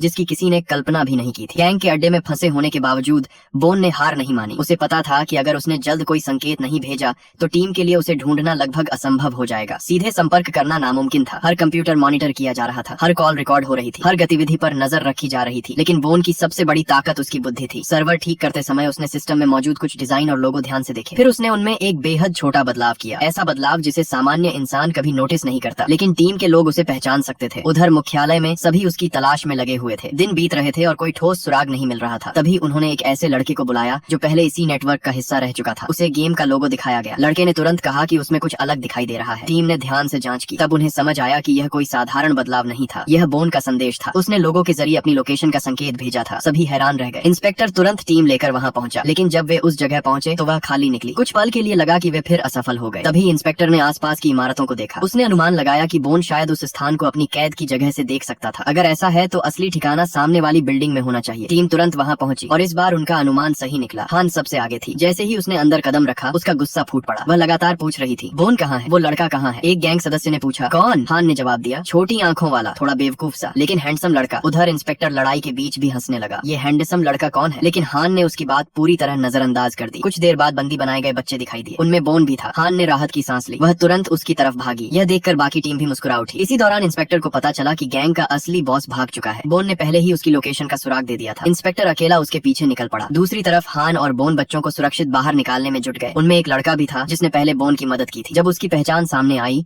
तो पता चला कि वही उस व्यक्ति का बेटा था जिसने शुरुआत में विभाग से मदद मांगी थी। अब कई परिवारों की उम्मीदें वापस लौट रही थी। उधर इंस्पेक्टर गैंग लीडर के करीब पहुंच चुका था। कुछ देर पीछा करने के बाद उसने आखिरकार उसे पकड़ लिया। गैंग लीडर ने भागने की कोशिश की, लेकिन इंस्पेक्टर ने उसका हाथ तोड़ दिया। वह दर्द से चिल्लाने लगा। अब पहली बार उसके चेहरे पर डर दिखाई दिया। वह घुटनों के बल बैठ गया, माफी मांगने लगा, लेकिन इंस्पेक्टर शांत रहा। फिर उसने कहा, चलो एक गेम खेलते हैं। गैंग लीडर हैरान रह गया। इंस्पेक्टर ने कहा, रॉक पेपर सिजर्स। हर बार इंस्पेक्टर जीतता गया क्योंकि सामने वाले की उंगलियां टूटी हुई थीं। वह ठीक से इशारा भी नहीं कर पा रहा था। कुछ देर बाद इंस्पेक्टर का चेहरा गंभीर हो गया। उसने कहा, तुमने बच्चों से क्या छीना है पता है? उनका परिवार, उनकी पढ़ाई, उनका भविष्य। और फिर उसने उसे एक बार फिर जमीन पर गिरा दिया। कुछ समय बाद सभी पीड़ित बच्चों को उनके परिवारों से मिला दिया गया। वह दृश्य भावुक कर देने वाला था। जिस पिता ने शुरुआत में मदद मांगी थी उसकी आंखों में आंसू थे। उसे विश्वास ही नहीं हो रहा था कि उसका बेटा जिंदा और सुरक्षित वापस आ गया है। लेकिन इंस्पेक्टर ने सिर्फ बच्चे को नहीं बचाया, उसने उसके पिता से भी एक वादा किया, हम उसे दोबारा इस रास्ते पर नहीं जाने देंगे। बाद में उसने उस लड़के को सच्चाई बताई। जिस दोस्त पर वह सबसे ज्यादा भरोसा करता था वही उसे जुए और कर्ज के जाल में खींच कर लाया था। उसी ने नया फोन दिया था। उसी ने उसे गलत लोगों से मिलवाया था। ये सुनकर लड़का टूट गया। उसका दोस्त रोने लगा। उसने कहा कि उसे भी मजबूर किया गया था, वह भी शिकार था। लेकिन इंस्पेक्टर ने सख्त आवाज में जवाब दिया, तुम शिकार हो सकते हो लेकिन तुमने दूसरों को भी शिकार बनाया। उसकी जिम्मेदारी तुम्हें लेनी होगी। फिर उन सभी बच्चों को पार्ट टाइम काम करने के लिए भेजा गया। उन्हें अपने कर्ज खुद चुकाने थे। इस बार माता पिता नहीं बल्कि वे खुद अपनी गलतियों की कीमत चुकाने वाले थे। कुछ समय तक सब शांत दिखाई दिया, लेकिन यह शांति ज्यादा देर टिकने वाली नहीं थी। उधर राजनीति में एक नया खेल शुरू हो चुका था। वह नेता जो लंबे समय से शिक्षा सुरक्षा विभाग का विरोध कर रहा था अब पहले से ज्यादा सक्रिय हो गया था। उसे एक पुलिस अधिकारी ने एक पेन ड्राइव सौंपी। उसमें विभाग के खिलाफ इस्तेमाल की जा सकने वाली जानकारी थी। कुछ समय बाद वह सीधे जेल पहुंचा। वहां उसकी मुलाकात चो से हुई। दोनों के बीच लंबी बातचीत हुई। हालांकि पूरी बात सामने नहीं आई, लेकिन साफ था कि दोनों के हित अब एक जैसे होते जा रहे थे। इसी दौरान टीम को एक और मामले की जानकारी मिली। इस बार मामला देश के सबसे प्रतिष्ठित स्कूलों में से एक से जुड़ा था। वहाँ के छात्र डॉक्टर बनने का सपना देखते थे, पूरी जिंदगी पढ़ाई के इर्द गिर्द घूमती थी। जब टीम वहाँ पहुंची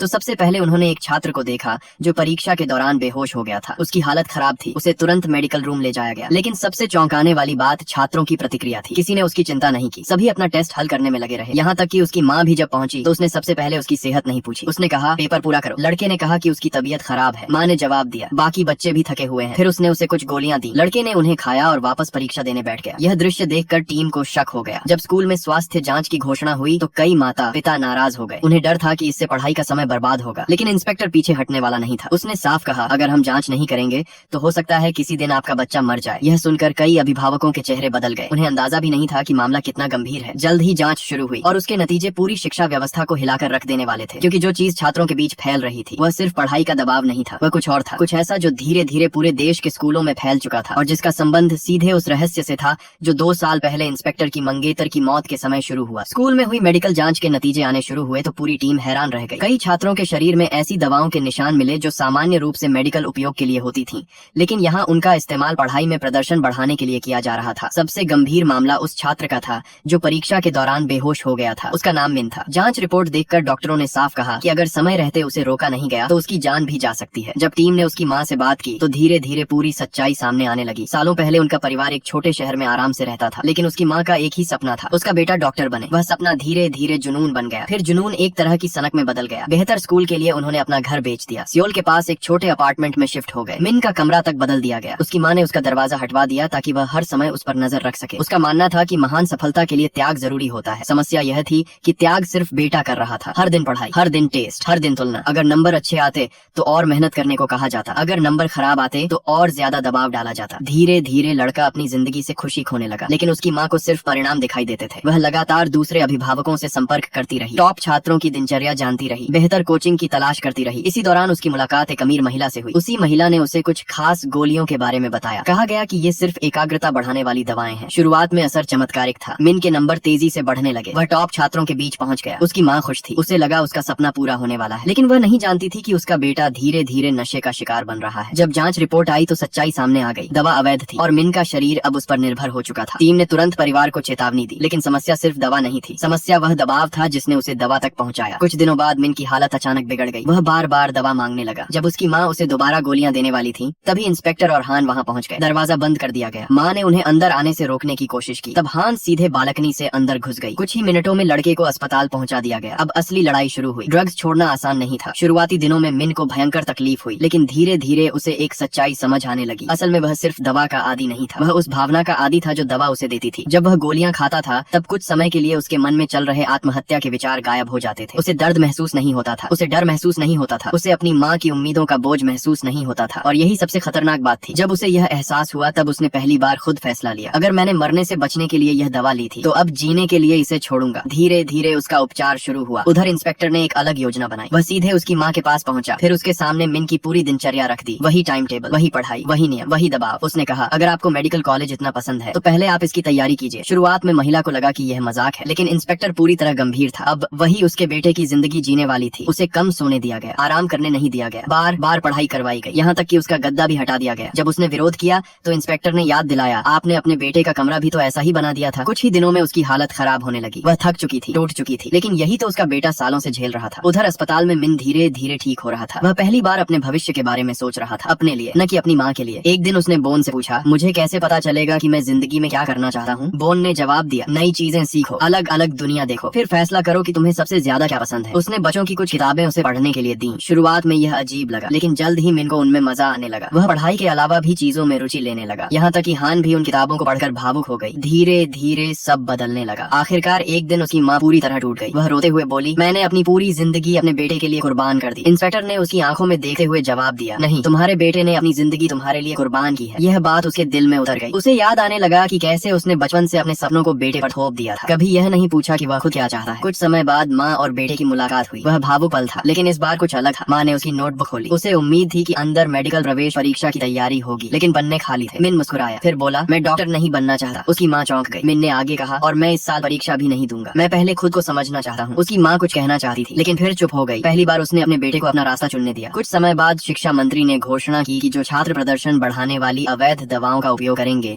उन्हें परीक्षाओं से प्रतिबंधित किया जा सकता है। देश भर में इस फैसले की चर्चा होने लगी, लेकिन उसी दौरान इंस्पेक्टर को एक और चौंकाने वाली जानकारी मिली। पुराने जब्त किए गए सबूतों की जांच करते समय उसे कुछ गोलियां दिखाई दी। वे बिल्कुल वैसी ही थीं जैसी उसकी मंगेतर की डायरी में बनी तस्वीरों में थी। उसे अचानक एक पुराना नोट याद आया। डायरी में लिखा था, क्या मैं कभी चो को माफ कर पाऊंगी? इंस्पेक्टर के हाथ रुक गए। अब उसे एहसास हुआ कि यह सिर्फ एक संयोग नहीं था। 2 साल पहले हुई हत्या, स्कूलों में फैल रही अवैध दवाएं और चो, इन तीनों के बीच कोई न कोई संबंध जरूर था। मामला और गंभीर तब हो गया जब खबर आई कि चो को अच्छे व्यवहार के आधार पर समय से पहले रिहा किया जा सकता है। यह सुनकर पूरा विभाग सतर्क हो गया, क्योंकि अगर उनका शक सही था तो चो सिर्फ एक हत्यारा नहीं था, वह एक बहुत बड़े नेटवर्क की चाबी भी हो सकता था और जल्द ही वह फिर से आजाद होने वाला था। यहीं से कहानी का सबसे खतरनाक अध्याय शुरू होने वाला था। कुछ ही समय बाद वह खबर सच साबित हो गई जिसका सभी को डर था। जो जेल से रिहा हो गया। 2 साल पहले जिसने एक शिक्षिका की हत्या की थी वही अब फिर से स्कूल लौट रहा था। यह खबर फैलते ही अभिभावकों और शिक्षकों में आक्रोश फैल गया। कई लोगों ने विरोध किया। उनका कहना था कि ऐसा व्यक्ति सामान्य छात्रों के बीच कैसे बढ़ सकता है, लेकिन कानूनी रूप से उसे दूसरा मौका मिल चुका था। इंस्पेक्टर ने खुद उससे मुलाकात की। कुछ पल दोनों एक दूसरे को देखते रहे। फिर इंस्पेक्टर ने सिर्फ इतना कहा, इस बार एक सामान्य छात्र बनकर रहना। जो मुस्कुराया, लेकिन उसकी मुस्कान में कुछ ऐसा था जिसने सभी को असहज कर दिया। स्कूल में पहले दिन ही उसे ताने सुनने पड़े। कुछ छात्र उसे हत्यारा कह रहे थे, कुछ उसका मजाक उड़ा रहे थे, लेकिन उसने कोई प्रतिक्रिया नहीं दी। वह बस सब कुछ देखता रहा। धीरे धीरे उसे समझ आने लगा कि मामला दोस्ती का नहीं है, ये बुलिंग का एक नया रूप था। बाहरी लोगों के लिए सब सामान्य दिखा था, लेकिन वास्तव में सान का इस्तेमाल किया जा रहा था। जब इंस्पेक्टर को इसकी जानकारी मिली तो उसने भी जांच शुरू कर दी। एक दिन वह सीधे क्लास में पहुंचा। उसने सान को बाकी छात्रों से अलग बुलाया। उसी समय अचानक पूरे समूह का इंटरनेट बंद हो गया। बाकी लड़के घबरा गए। तब इंस्पेक्टर ने सान की तरफ देखकर कहा, तो तुम ही इनका वाईफाई हो? सब हैरान रह गए। असल में वे सभी उसकी इंटरनेट सुविधा, अकाउंट और निजी जानकारी का इस्तेमाल कर रहे थे, लेकिन ये तो सिर्फ शुरुआत ही। टीम ने जांच आगे बढ़ाई। बोन ने डिजिटल रिकॉर्ड्स खंगाले। हान ने छात्रों की गतिविधियों पर नजर रखी। जल्द ही तस्वीर साफ होने लगी। सान का फोन नंबर, उसके अकाउंट और उसकी पहचान का इस्तेमाल दर्जनों कामों के लिए किया जा रहा था। Online games, food order, motorcycle किराए पर लेना, ऑनलाइन खरीदारी, यहाँ तक कि फर्जी बिक्री के लिए भी। अगर कोई शिकायत आती तो सारी जिम्मेदारी सान पर आ जाती। उधर असली अपराधी आराम से बच जाते। जांच में पता चला कि इस पूरे खेल का मास्टरमाइंड ची नाम का छात्र था। वह शारीरिक हिंसा कम करता था, लेकिन मानसिक रूप से लोगों को पूरी तरह नियंत्रित कर लेता था। कुछ साल पहले सान ने उसके खिलाफ आवाज उठाने की कोशिश की थी। वह अपनी माँ के पास गया। उसे उम्मीद थी कि कम से कम वह उस पर विश्वास करेगी, लेकिन ची पहले ही तैयारी कर चुका था। उसने एक ऐसा वीडियो दिखाया जो सान के फोन नंबर से भेजा गया था। वीडियो में एक अनुचित संदेश उसकी छोटी बहन तक पहुंचा हुआ दिखाया गया। असल में सब कुछ फर्जी था, लेकिन माँ को सच नहीं पता था। वह अपने बेटे पर ही भड़क गई। इसके बाद सान पूरी तरह अकेला पड़ गया। उसकी माँ ने भी उस पर भरोसा करना बंद कर दिया। ची को अब कोई रोकने वाला नहीं था। वह जब चाहता सान से पैसे लेता, उसकी पहचान इस्तेमाल करता, उसके नाम पर लोगों को धोखा देता, और अगर सान विरोध करता तो उसे पुराने वीडियो की धमकी दे देता। समय बीतता गया। सान अंदर ही अंदर टूटा गया। एक दिन चो ने उसे अकेले रोते हुए देखा। वह उसके पास बैठ गया। शायद पहली बार किसी ने उसकी बात सुनी। चो ने उसे सलाह दी कि वह शिक्षा सुरक्षा विभाग पर भरोसा करे और आधिकारिक शिकायत दर्ज कराए। सान ने आखिरकार हिम्मत जुटा ली, लेकिन जैसे ही उसने शिकायत करने का फैसला किया, ची ने उससे पहले चाल चल दी। उसने स्कूल हिंसा समिति में शिकायत दर्ज करा दी और आरोप लगाया कि असली बुली सान है। कुछ ही दिनों में सुनवाई शुरू हो गई। सभी गवाह ची के पक्ष में थे। सबूत भी उसी दिशा में इशारा कर रहे थे, क्योंकि वर्षों से वह पूरे सिस्टम को नियंत्रित कर रहा था। नतीजा वही हुआ जिसकी उम्मीद थी। सान को दोषी घोषित कर दिया गया और ची को पीड़ित। सबसे दुखद बात यह थी कि उसकी माँ ने फिर उस पर विश्वास नहीं किया। वह खुद जाकर ची और उसकी माँ से माफी मांग आई। सान चुपचाप बैठा रोता रहा। उसकी आंखों में पूरी निराशा थी। तभी इंस्पेक्टर उसके पास आया। उसने कहा, रोना मत रोकना, अगर दर्द है तो उसे बाहर आने दो। सान ने जवाब दिया, कोई मेरी बात नहीं मानता। कुछ सेकंड की चुप्पी के बाद इंस्पेक्टर बोला, मैं मानता हूँ। यहीं से टीम की नई योजना शुरू हुई। हान को अंडरकवर छात्र बनाकर उसी स्कूल में भेजा गया। वह एक नई ट्रांसफर स्टूडेंट बनकर क्लास में पहुंची। पहले ही दिन उसकी मुलाकात ची और उसके दोस्तों से हुई। उनकी पहली प्रतिक्रिया वही थी जो हमेशा होती थी, मजाक, ताने, अपमान। लेकिन हान ने सब कुछ अनदेखा कर दिया। फिर उसने अपना सबसे बड़ा हथियार दिखाया। उसके पास अनगिनत ऑनलाइन अकाउंट्स थे, नेटफ्लिक्स, गेमिंग, स्ट्रीमिंग, सब्सक्रिप्शन सेवाएं और बहुत कुछ। जब लड़कों को यह पता चला तो वे प्रभावित हो गए। कुछ ही समय में उन्होंने उसे अपने समूह में शामिल कर लिया। उन्हें लगा कि वह भी इस्तेमाल किए जाने वाला एक और आसान लक्ष्य है। लेकिन असल खेल अब शुरू हुआ था। जैसे ही लड़कों ने अपने फोन उसे दिए, बोन ने दूर से सिस्टम में प्रवेश कर लिया। अचानक अजीब चीजें होने लगी। ऑर्डर अपने आप प्लेस होने लगे, मैसेज भेजे जाने लगे, ऑनलाइन बिक्री शुरू हो गई। लड़के घबरा गए। उन्हें समझ नहीं आ रहा था कि क्या हो रहा है। धीरे धीरे उनका अपना तरीका उन्हीं के खिलाफ इस्तेमाल किया जा रहा था। ची को शक होने लगा। आखिरकार वह हान के सामने पहुंचा। उसने आरोप लगाया कि यह सब उसी की चाल है। गुस्से में उसने हाथ उठाने की कोशिश की, लेकिन इस बार सामने सान नहीं था। अगले ही पल हान ने उसे मुक्का मार दिया। ची स्तब्ध रह गया। उसने कुर्सी उठाकर हमला करने की कोशिश की। तभी हान अचानक चिल्लाई, लगता है है फिर से स्कूल हिंसा समिति बुलानी पड़ेगी। अगले दिन सुनवाई हुई। इस बार हालात उल्टे थे। हान चोटिल और कमजोर छात्रा बनकर बैठी थी। ची जितना सफाई देने की कोशिश करता उतना ही दोषी दिखाई देता। और फिर अंतिम झटका आया। हान ने अपनी असली पहचान उजागर कर दी। पूरा मामला शिक्षा सुरक्षा विभाग के हाथ में था। सारे सबूत सामने रख दिए गए। फोन रिकॉर्ड, अकाउंट हिस्ट्री, धमकियां, फर्जी लेन देन, सब कुछ। अब बचने का कोई रास्ता नहीं था। इंस्पेक्टर ने ची की तरफ देखकर कहा, अगर तुमने उसे मारा होता तो शायद वह अपने जख्म दिखा सकता था, लेकिन तुमने उससे भी बुरा किया। तुमने ऐसे घाव दिए जो दिखाई नहीं देते। यह सुनकर पूरा कमरा शांत हो गया। आखिरकार सच्चाई सामने आ चुकी थी। सान की माँ रो पड़ी। उसे एहसास हुआ कि उसने अपने बेटे पर कभी भरोसा नहीं किया। वह उससे माफी मांगने लगी। पहली बार सान को लगा कि शायद उसकी जिंदगी बदल सकती है। लेकिन इसी बीच एक नया और खतरनाक खेल शुरू हो चुका था, जो पर्दे के पीछे कुछ और ही योजना बना रहा था। और उसकी अगली चाल सिर्फ एक छात्र के खिलाफ नहीं, बल्कि पूरे शिक्षा सुरक्षा विभाग के खिलाफ होने वाली थी। टी का मामला खत्म होने के बाद स्कूल में माहौल काफी बदल गया था। सान और उसकी माँ पहली बार खुलकर बात कर पा रहे थे। टीम को भी लगा कि एक और छात्र की जिंदगी सही रास्ते पर लौट आई है। लेकिन इसी दौरान जो कुछ ऐसा कर रहा था जिसकी किसी को पूरी तरह भनक नहीं थी। बाहर से वह एक सामान्य छात्र की तरह व्यवहार कर रहा था, लेकिन अंदर ही अंदर वह बहुत बड़ी योजना पर काम कर रहा था। एक दिन उसने ची से मुलाकात की। ची अभी भी गुस्से और अपमान से भरा हुआ था। उसने छो पर चिल्लाते हुए कहा, मेरी पूरी जिंदगी बर्बाद हो गई, सब खत्म हो गया। जो बस मुस्कुराता रहा। फिर उसने कहा, यही तो मैं चाहता था। ची उसकी तरफ हैरानी से देखने लगा। उसे समझ नहीं आया कि चो का क्या मतलब है, लेकिन जल्द ही सच्चाई सामने आने वाली थी। कुछ दिनों बाद खबर आई कि ची स्कूल की छत से गिर गया है। वह कोमा में चला गया। मीडिया ने तुरंत इसे आत्महत्या की कोशिश बताना शुरू कर दिया। उसी समय एक रिकॉर्डिंग सामने आई। उस रिकॉर्डिंग में ची कह रहा था कि शिक्षा सुरक्षा विभाग ने उसकी जिंदगी बर्बाद कर दी है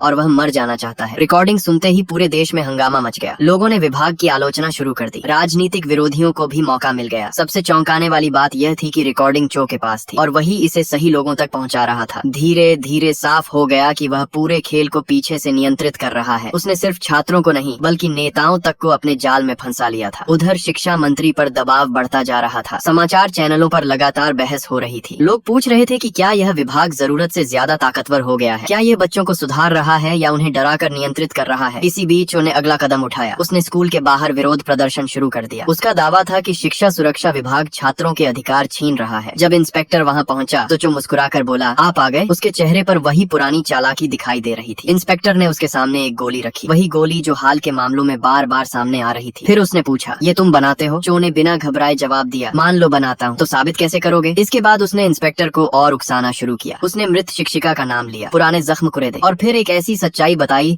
जिसने इंस्पेक्टर का खून खौला दिया। जब शिक्षिका को उसके ड्रग कारोबार का पता चला था तब उसने पुलिस नहीं बुलाई थी। उसने उसे एक आखिरी मौका दिया था। वह चाहती थी कि वह खुद को बदल ले, लेकिन चो ने उसकी दयालुता का फायदा उठाया। उसने रोने और पछताने का नाटक किया और जैसे ही वह उस पर भरोसा करने लगी उसने उसे मार दिया। चो ने ठंडी आवाज में कहा, अगर वह जिज्ञासु न होती तो शायद आज मेरी पत्नी होती। इतना सुनना था कि इंस्पेक्टर का धैर्य टूट गया। उसने चो को जोरदार मुक्का मारा। दुर्भाग्य से यही चो चाहता था। कुछ ही देर में मीडिया में खबर फैल गई। अब विभाग के खिलाफ माहौल और खराब हो गया। स्थिति इतनी बिगड़ गई कि टीम को स्कूलों में जाने से रोक दिया गया। उनकी आधिकारिक शक्तियां अस्थायी रूप से निलंबित कर दी गईं। चो ने इस मौके का पूरा फायदा उठाया। उसका ड्रग नेटवर्क तेजी से फैलने लगा। वह छात्रों को डिलीवरी बॉय बना रहा था। उन्हें बताया जाता कि वे सिर्फ जूते या पार्सल पहुंचा रहे हैं, असल में वे ड्रग्स पहुंचा रहे होते। कई बच्चों को सच तक पता नहीं था। कुछ ही महीनों में उसका नेटवर्क 17 से ज्यादा स्कूलों में फैल गया। कई छात्र पढ़ाई छोड़कर पैसे कमाने के पीछे भागने लगे। शिक्षक परेशान थे, अभिभावक चिंतित थे, लेकिन विभाग के हाथ बंधे हुए थे। उसी दौरान सान को कुछ संदिग्ध गतिविधियां दिखाई देने लगी। एक दिन उसने एक पैकेट खोलकर देख लिया, अंदर ड्रग्स थे। वह डर गया। उसने तुरंत इंस्पेक्टर से संपर्क करने का फैसला किया, लेकिन चो को इसकी भनक लग गई। उसने सान को पकड़ लिया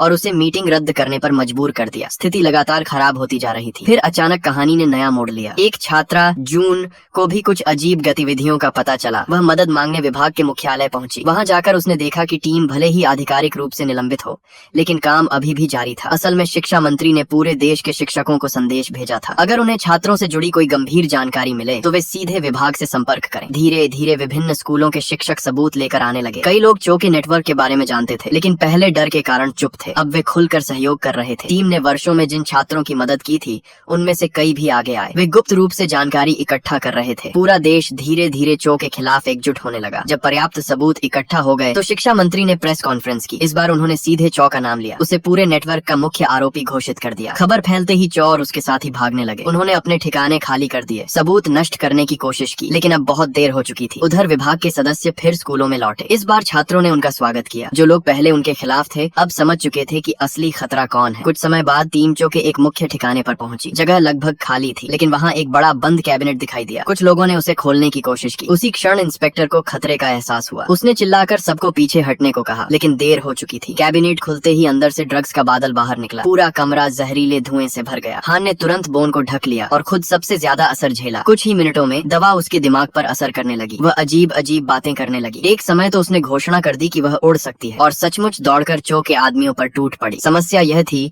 कि वह ठीक से लड़ भी नहीं पा रही थी। नतीजा यह हुआ कि उसे बुरी तरह मार पड़ी। पहली बार बोन आगे आया। उसने अपने गैजेट्स और सुरक्षा उपकरणों का इस्तेमाल किया और हैरानी की बात यह थी कि वह जीत गया। किसी तरह वह हान को सुरक्षित बाहर ले आया। हान अभी भी नशे के असर में थी। अचानक उसने बोन को गले लगा लिया। बोन पूरी तरह घबरा गया। उधर इंस्पेक्टर चो का पीछा कर रहा था। उसे पता था कि अब अंतिम टकराव दूर नहीं और इस बार फैसला सिर्फ कानून का नहीं होगा, यह उस वादे का भी फैसला होगा जो उसने वर्षों पहले अपनी मंगेतर से किया था। कहानी अब अपने सबसे महत्वपूर्ण और अंतिम संघर्ष की ओर बढ़ रही थी। ड्रग्स वाले ठिकाने पर हुई घटना के बाद हालात बेहद गंभीर हो चुके थे। हान को सुरक्षित बाहर निकाल लिया गया था और धीरे धीरे वह सामान्य हो रही थी, लेकिन इंस्पेक्टर के पास आराम करने का समय नहीं था। उसे पता था कि चो अब आखिरी बार बचने की कोशिश करेगा और अगर इस बार वह निकल गया तो पूरे देश के स्कूल फिर उसी अंधेरे में चले जाएंगे जिससे उन्हें बाहर निकालने के लिए वर्षों तक संघर्ष किया गया था। इधर जो लगातार भाग रहा था, लेकिन भागते हुए उसके मन में पुरानी यादें लौटने लगी। उसे वह दिन याद आया जब शिक्षिका ने उसके बैग में वे गोलियां देखी थी। वह चाहती तो उसी समय पुलिस बुला सकती थी, लेकिन उसने ऐसा नहीं किया। उसने उसे एक आखिरी मौका दिया। वह चाहती थी कि वह अपनी जिंदगी बदल ले। वह सचमुच उसे बचाना चाहती थी। जो ने उस दिन रोने का नाटक किया था, उसने दिखाया कि उसे अपने किए पर पछतावा है। शिक्षिका ने उसकी बातों पर विश्वास कर लिया। वह उसके करीब आई। उसे लगा शायद यह लड़का सचमुच बदल सकता है, लेकिन अगले ही पल चो ने कैंची निकाल ली। उसने वार किया, फिर एक और एक और। जब वह जमीन पर गिरी तब भी उसे यकीन नहीं हो रहा था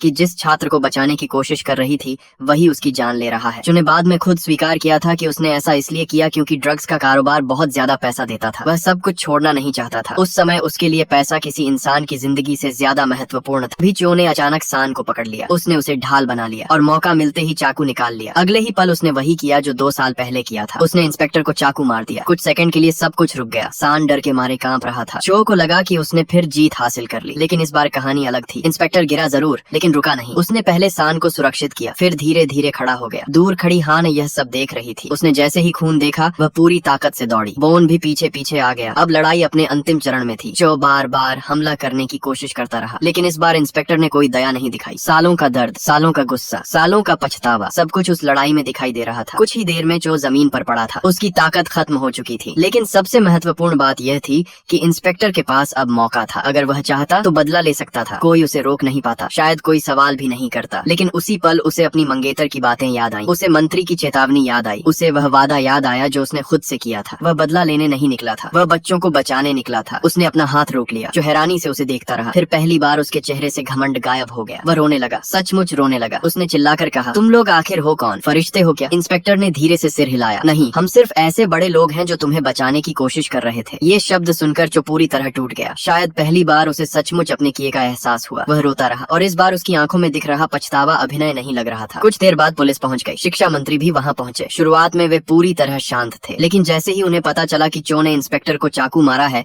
उनका गुस्सा फूट पड़ा। उन्होंने अधिकारियों पर चिल्लाना शुरू कर दिया। तुम्हें पता है ये कौन है? ये मेरा दामाद बनने वाला था। कई लोगों ने उन्हें शांत करने की कोशिश की। किसी तरह हालात संभाले गए। इसके बाद चो को गिरफ्तार कर लिया गया। उसका पूरा ड्रग नेटवर्क ध्वस्त कर दिया गया। देश भर के स्कूलों में फैले उसके लोग भी पकड़े गए। कुछ समय बाद शिक्षा मंत्री ने एक और प्रेस कॉन्फ्रेंस की। इस बार उनके साथ पूरी टीम खड़ी थी। उन्होंने साफ कहा, इस विभाग का उद्देश्य छात्रों को नियंत्रित करना नहीं है। हमारा उद्देश्य शिक्षा की रक्षा करना है। स्कूल बच्चों के लिए सुरक्षित जगह होनी चाहिए और जो रास्ता भटक गए हैं उन्हें वापस लाना भी हमारी जिम्मेदारी है। इस बार जनता ने उनकी बात सुनी, क्योंकि अब लोगों ने परिणाम देख ली चुकी थी। कुछ दिनों बाद पूरी टीम शिक्षिका की कब्र पर पहुंची। कब्र के पास छात्रों द्वारा छोड़े गए ढेरों पत्र रखे थे। ऐसे छात्र जिनकी जिंदगी कभी उसने बदली थी और ऐसे भी जिन्हें उसने कभी देखा तक नहीं था। वे सभी उसका धन्यवाद कर रहे थे। कब्र के सामने कुछ देर तक सब चुप रहे। फिर लौटते समय एक छोटी सी घटना हुई। बोन चलते चलते गलती से हान का हाथ पकड़ बैठा। दोनों तुरंत रुक गए। दोनों के चेहरे लाल हो गए। वे कुछ बोल नहीं पाए। शिक्षा मंत्री ने यह दृश्य देखा। उनके चेहरे पर हल्की मुस्कान आ गई। लेकिन उससे पहले इंस्पेक्टर बोल पड़ा, ये दोनों एक दूसरे को पसंद करते हैं, बस इन्हें खुद अभी तक समझ नहीं आया। बाकी लोग हंस पड़े। हान और बोन और ज्यादा शर्मिंदा हो गए। कई सालों बाद शायद पहली बार टीम के सभी लोग खुलकर हंसे थे। उधर वह भ्रष्ट राजनेता जिसने शुरुआत से विभाग को खत्म करने की कोशिश की थी, आखिरकार गिरफ्तार कर लिया गया। शिक्षा मंत्री उससे मिलने पहुंचे। नेता ने गुस्से में पूछा, क्या तुम खुद को कोई संत समझते हो? मंत्री कुछ सेकंड उसे देखते रहे, फिर बोले, नहीं, मैं भी गलतियां करता हूं। और उसके बाद उन्होंने उसे एक जोरदार मुक्का मार दिया। इस तरह एक लंबी लड़ाई आखिर खत्म हुई। शिक्षा सुरक्षा विभाग फिर से पूरी ताकत के साथ काम करने लगा। हजारों छात्रों और शिक्षकों को नई उम्मीद मिली। मृत शिक्षिका का बलिदान व्यर्थ नहीं गया और इंस्पेक्टर ने आखिरकार अपने अतीत के दर्द को पीछे छोड़ते हुए आगे बढ़ना सीख लिया। यहीं इस कहानी का अंत होता है।